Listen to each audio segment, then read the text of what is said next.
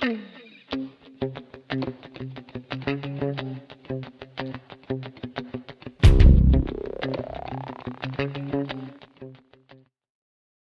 you have any Goldie Hawn stories?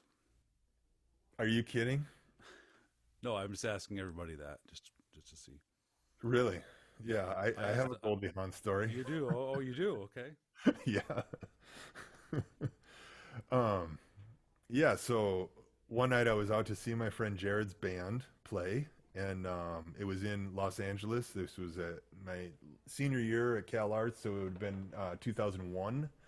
And went to go see Jared play. He was in a band with Ry Cooder's son, Joaquin Cooder. And it was like, at the time, it was a Latin kind of samba party band. It was fun. And I'd go see him whenever they played, whenever I could. We'd go down and see him. It's always fun to go to, Santa Monica or whatever they were. It was the Temple Bar in Santa Monica. I remember that. So anyway, we played, and what we heard, I went down with Ryan. Jared went down earlier with his car.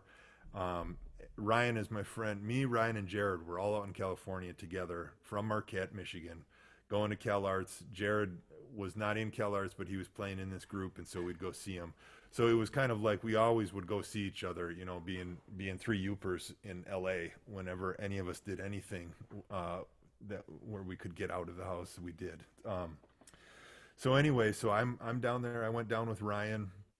We meet Jared there, and after the gig, it was a good gig, and Jared said, "Hey, there's a party that's going on. Joaquin told me about a party, and I think we should go."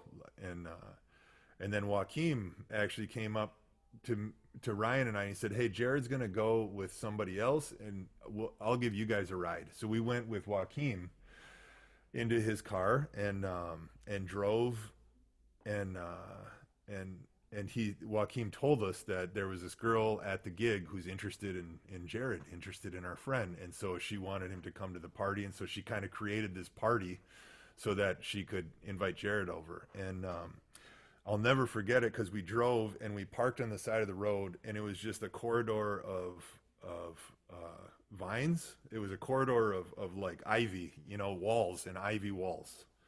And we got out of the car and we walked right towards an ivy wall, and Joaquin goes and he hits a button. He's like, "We're here," and the wall goes and opens up like like we're entering an evil lair or something. And we walk into one of these houses of the rich and famous, Robin Lear's, like this panoramic view of this amazing house with a lit up fountain and a big entrance. And we went into the big garage in the side, and then went into the door in the side. And I just saw this enormous kitchen. It was just the biggest kitchen I'd ever seen, bigger than restaurant kitchens. It was huge. And then we walked through a room, and there was fireplaces in every room. They were like 10 feet tall, these huge fireplaces. Then we got all the way to the back of the room, and I saw Jared, and Ryan went over to Jared, and I, for some reason, I turned the corner or something. I might have followed Joaquin or something. And when I turned back, then Jared and Ryan had gone out the door, and turns out that Kate was this girl took Jared and Ryan on a tour. She wanted to take them on a tour of the grounds or whatever. So I was in this room all by myself, and I'm looking around, and I remember first I looked and I saw like this picture frame, and it was like I didn't think twice about it. I thought, oh, that's a picture they haven't put a photo in yet, because it was like Kurt Russell, Goldie Hawn, and the Dalai Lama. And I'm like, and it just looked like a home picture. They were just like in home clothes or whatever, and like they were tourists. And then I sat down on the couch and I looked on the fireplace, and above the fireplace was an Oscar. I'm like, what? And I start looking around and I start seeing who's here. Do I recognize anybody here? But there's an Oscar on the fireplace. And, I wasn't talking to anybody. There's about 20 people in the room, but I wasn't talking. I didn't know anybody. I knew Jared and Ryan. And so I walked over to the Oscar and it said, Best Supporting Actress, Goldie Hawn. And I'm like, I turned to Joaquin and I said, whose house is this? He's like, oh, this is Goldie Hawn and Kurt Russell's house. And I sat up And I was like, okay, this is my LA moment. I'm having it right now. Like I've been here for 3 years, and now suddenly I'm in this Los Angeles home of this famous, and so what I decided to do was go walk around on my own.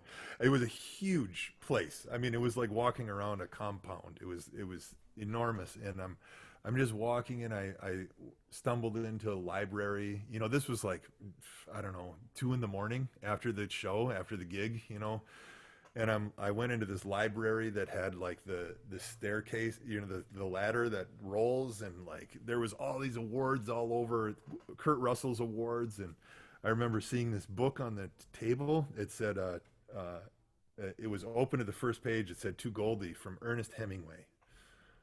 It's like, okay, this is all too much. And so I was like, I started walking back. I was like, they must be coming back soon. And I started walking back, and I see this light, and I hear these people talking down this hallway. And I walked down the hall, and I looked, and it was actually, I could see it was the front entrance of the house, big grand dual staircase going up.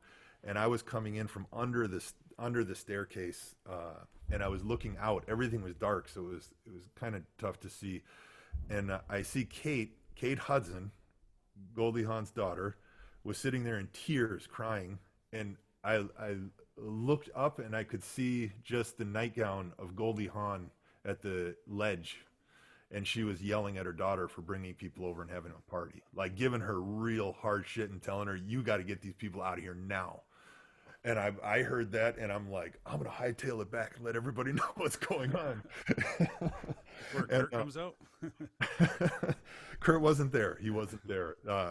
And so like I go back, and I'm like, Kate's getting yelled at. I saw Jared. I saw Ryan. I was like, Kate's getting yelled at right now. Everybody's gonna have to leave.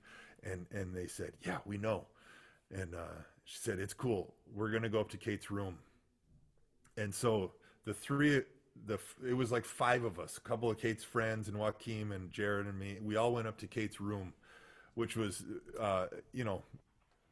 it was the square footage of my house footprint. My whole house, this room was just enormous. And we hung out in her room for a while, and she cried, and she said, that she just got yelled at. She gets yelled at like this all the time. And she was just having a kid and mother moment. And, she's like, and her mom was upset for having a party at her house at 2 in the morning. But anyway, she said, will you guys help me get everybody out of here? And so we went up to her room, and she tasked us with getting everybody out of her house. And like, I remember one of the people was James King. He's the saxophone player for now the saxophone player for Fitz and the Tantrums, and he's like the music director, and he travels the world playing and whatnot. He was one of the people we had to kick out. And so we had to kick all these people out of a mansion suddenly at 2:30, and Kate thanked us and everything, and she was like, Jared became her hero for helping with the situation, and they went on a date. And so Jared and Kate went on this date, and in the middle of the date, Kate got a call from Lenny Kravitz, and she cut the date short and left, and they never saw each other again. And then, like, literally the end of that summer, she was married to Chris from the Black Crow. Chris, Chris yeah, Robinson. Black, Yeah. Chris Robinson, right? She was wasn't- married to Chris Robinson. So she was after a musician that Yes. that summer, and for a while there, this kid from the UP was on her radar. So that's my Goldie Hawn story.